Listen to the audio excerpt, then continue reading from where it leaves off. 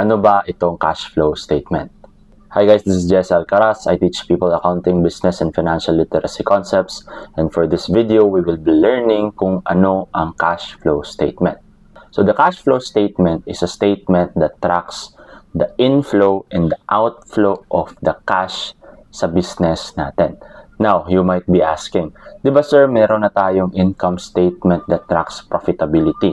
So why do we still need the cash flow statement? Okay, now, be reminded that there are a lot of transactions that are considered non-cash. Kumbaga, in terms of income, in terms of revenue, we record both credit sales and cash sales. This means na kapag nakakabenta tayo, we are recording it as sales, as revenue, even if hindi tayo nakakatanggap ng cash. The revenue is recorded in the income statement, but again, it includes the receivables. In the same way, we also record expenses that are non-cash. Example of it would be depreciation. Nagre-record tayo ng expense in relation to our non-current assets, pero hindi tayo nagbabayad ng cash. Nakakatanggap tayo ng electricity bill, nakakatanggap tayo ng invoices from our suppliers, but they are not being paid automatically. So we record expenses, we record sales, but sometimes we don't receive cash, and then at the same time, we don't pay cash. Therefore, our profitability does not equate to a good cash position. That is why we also have this cash flow statement para malaman natin kung ano na ba yung position natin in terms of cash. Now, there are three components of the cash flow statement. Number one would be operating activities. Second one, investing activities. And number three, financing activities. So, to discuss it further, let us go into our iPad so that meron tayong mabasa. So, I got this reference from bdc.ca. Ayan.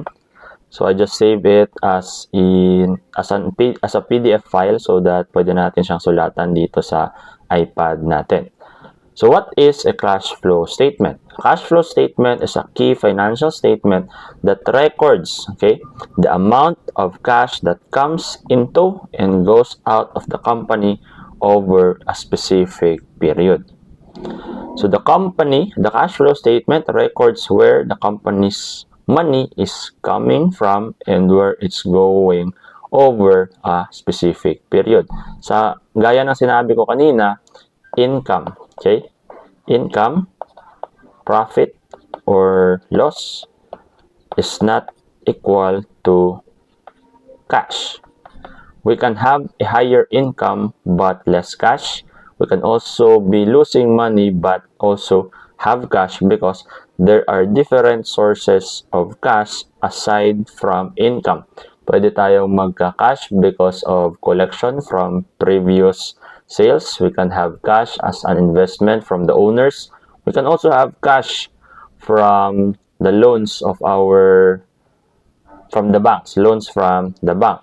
So again, income, profit, and loss is not equal to our cash position.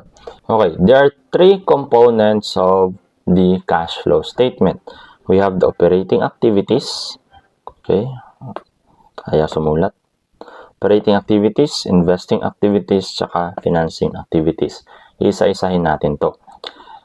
So again, just to give you a reminder, our focus here are the inflow and the outflow of our cash. So there are inflow and outflow under these different activities. So for operating activities, we are focusing on the inflow and the outflow related to our operation. And pag sinabing operation, this refers to our normal activities. So kunwari, if your business is a car wash business, normal activities would include the purchasing of supplies like wax, mga rugs, and of course, receiving money because of the service rendered related to the car wash. If the business is in the business of selling real property, then the selling of the houses, the selling of the lots belongs to the normal activities. So again, before deciding kung operating activity ba yan, you have to know the nature of the business and you have to answer ano ba yung mga normal transaction involved in such activities. Is it a normal source of inflow? Is it a normal source of outflow? Then if yes, then that forms part of the operating activities. Example of it would be cash collected from customer. Kasi nga, customer, nakakabenta tayo, nakaka-render tayo ng service, so that is an inflow on the part of the business under operating activities. Payment ng mga suppliers natin kapag bumibili tayo ng stocks, bumibili tayo ng mga inventory natin. Again, part of the normal operation, those are outflow under operating activities. Taxes, nagbabayad tayo ng taxes, outflow pa rin yan, part of normal operation. Wages, definitely, yung binabayad natin na salaries and wages, because our employees are part of our normal operation. Rent, definitely, bayad sa office, bayad sa warehouse, kung saan tayo nagbi-business, and of course, utilities. These are outflow, these are inflow. Okay? Now, number 2, investing activities. Just like kanina, there are also inflow and outflow activities related to investing. The first one would be purchase of equipment. So, dito kasi, ang focus natin sa investing activities are the purchasing, okay? The purchasing or the acquisition of assets that will give us future inflow. Typically, purchases of non-current or mga long-term assets. Kunwari, purchase of equipment na magagamit natin for 3 to 4 years. So, nagpapalabas tayo ng pera because we will be deriving benefit from such asset for a long period of time. However, if we will be disposing those properties, kunwari, the useful life is 5 years, tapos after 5 years, tapos na yung useful life niya, ibibenta natin. So, the proceeds coming from the sale of those long-term assets will be inflow under investing activities. The same goes kapag nagpapakonstruct or bumibili tayo ng building. Nagpapalabas tayo ng pera to acquire an asset that will give us future benefit. And if we sell such building kasi we wanted to replace it or we wanted to have a bigger space, then that's an inflow under investing. So there are a lot of students that gets confused with investing tsaka financing activities. Now, let's proceed to financing. From the word financing, ang focus ng mga activities na ito is to bring in money for the business, either through credit or either through ownership. Okay? So, kapag sinasabing credit, nagpapasok ng pera coming from liabilities, or nagpapasok ng pera coming from the issuance of shares. Okay? So, if the source of money, okay, bakit blurry? Okay, I don't know bakit blurry. Anyhow, if the source of money or resources comes from liabilities, okay, yun yung credit na part.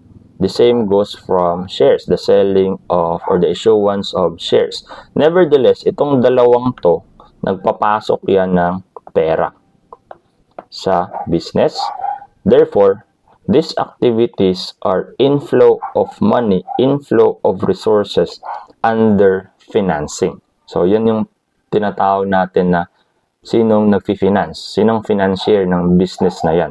So, saan galing yung pera to purchase the assets and to operate the business?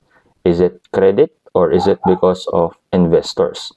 And of course, there are corresponding outflow of money for the financing activities. Take note, kapag naglo-loan tayo ng pera, kailangan natin niyang bayaran. So, there are repayments. Okay? There are repayments and there are also interest. So, repayments and interest related to our loan are outflows under financing activities. By the way, loans are different from accounts payable. Accounts payable, nagkakautang tayo because our suppliers are giving us services and products na hindi natin nababayaran. So, those fall under operating activities. But if nagkakautang tayo because we went to a financing institution, tapos we are taking on loans, that falls under financing activities. Now, ownership.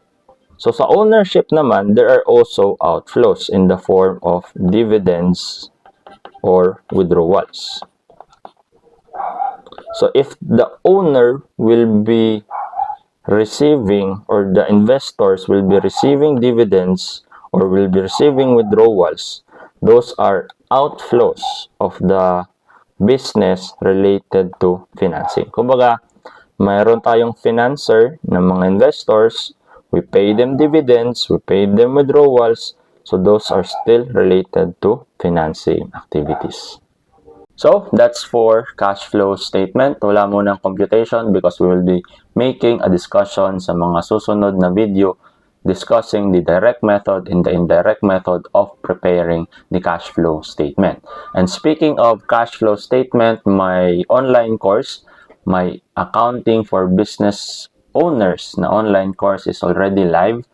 If you wanted to learn more about statements like the cash flow, the income statement, the balance sheet, as well as to know paano mag-compute ng proper costing and pricing and many other accounting things, then I'll put the link sa baba on my course and feel free to check the link and read the details and possibly avail this course. The price is $849 for the regular price, but I'm running a promo as a thank you to my community and to my followers. You can avail the course for $499 until March 15, 2025. So, kato lang and mayong gabi sa tanan.